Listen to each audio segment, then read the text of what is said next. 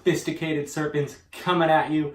We're going to be coming out with a brand new series today, Mythbuster Reptile style. But before we get into that, I'm going to go over a little bit of news on what's been going on with us. So we had another clutch of retics just go down. This female is about 9 to 8 feet, the smallest mainland I've ever worked with. She's just never grown for me.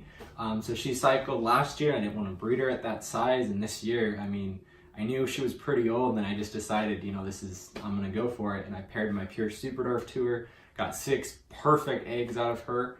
So gonna get her kind of recovered, get some food into her, and we'll introduce you to that mom in our Meet the Parents series. But some really exciting eggs coming out of that. Should be one of my smaller seperate lines for the 50%ers. And then to jump into our series, guys, today's topic, it's gonna be a little bit interesting. It's gonna offend some people. So all I ask is that you hear me out. And if you have a different opinion, it's the awesome thing is you have a right to that.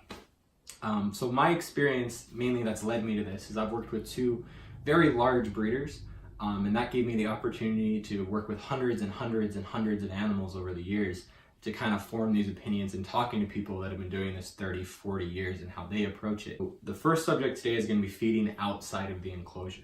I'm going to say right off the bat, personally, I am against it. I do not recommend it. For ball pythons, it can cause stress, which relates to future feeding problems. And with large snakes, it can create some potentially dangerous situations and again, stress out the snake, which can cause regurgitation.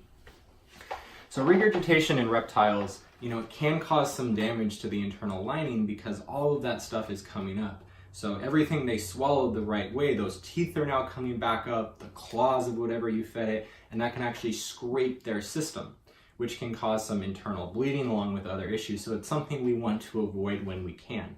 Something that doesn't always hurt the animal, but if we can avoid it, let's avoid it. So when you're moving an animal out of their cage into a separate enclosure to feed, the reason people do this is to curb a feeding response.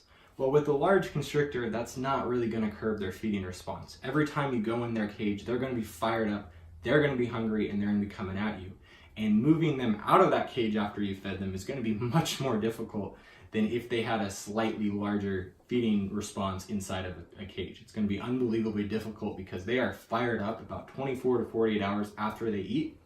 It can be a little bit harder to deal with because of that.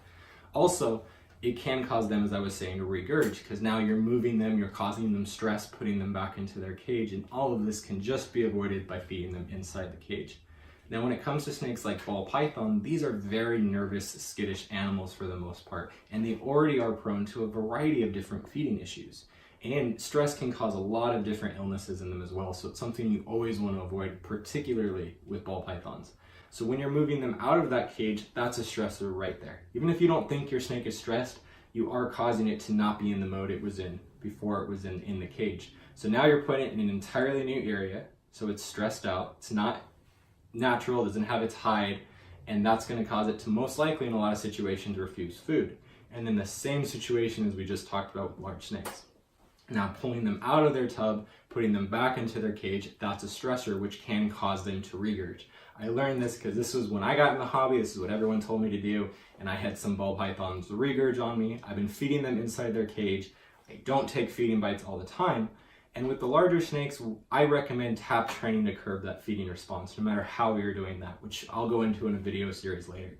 But tap training, in my opinion, is the best way to deal with large constrictors, and all it is you just tap them on the head with the hook, gently rub their body, and pull them out of the cage. Conditions them to know that that means they're not being fed. Safest way to handle it. Ball pythons are never going to be too crazy inside of their cage. If you have an individual, I particularly have 3 that tend to think they're retics and come out after me, I personally just reach behind them and pull them out of the cage. Ball pythons are not going to whip around and bite you like a retic would, like a blood python would. So if you just go behind them and pick them up, once they're off the ground, they're going to be snapped out of that feeding response and everything's going to be normal, and you can handle them just like you would any other way. So that's my opinion with that, guys. We'll be going into that in more depth later on. And then in future videos next week, we'll be covering some quarantine and how to quarantine new animals, because that's one of the biggest things I see at reptile shows.